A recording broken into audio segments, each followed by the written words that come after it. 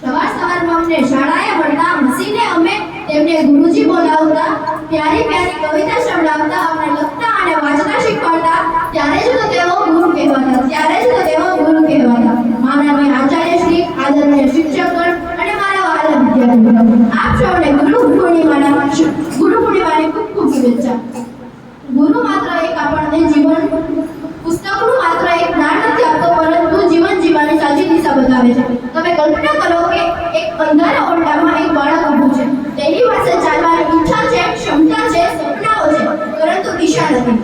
એ સમયે કોઈ વ્યક્તિ આવ્યો અને તેનો હાથ પકડીને તેને દિશા બતાવી, તેનો રસ્તો બતાવ્યો અને તેના જીવનમાં પ્રકાશ પ્રગટાવ્યો. તે વ્યક્તિ એટલે જ ગુરુ.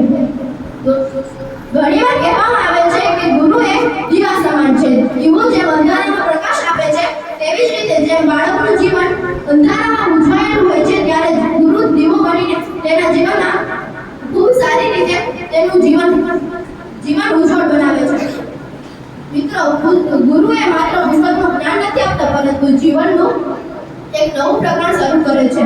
જ્યારે બાળક નિષ્ફળતાથી નિરાશ થઈ જાય છે, ત્યારે ગુરુ જ હોય છે જે તેનો હાથ પકડીને ફરીથી તેને ઊભું થવાની પ્રેરણા આપે છે. જ્યારે તે બાળક સફળ થઈ જાય છે, ત્યારે એ ગુરુ જ હોય છે જેને સૌથી વધારે નિસ્વાર્થ આનંદ થાય છે. કોઈ વખત જ્યારે બાળક નિષ્ફળ થઈ જાય છે, ત્યારે ગુરુ તેમની અંદરની રહેલી ક્ષમતાઓને ઓળખીને તેને ફરીવાર ઊભું કરે છે. ગુરુએ સૌથી મોટું યોગદાન એ આપ્યું છે કે જે બાળક પોતાની અંદરની રહેલી ક્ષમતાઓ ઓળખી શકતો નથી, તે ક્ષમતાઓ એ ગુરુ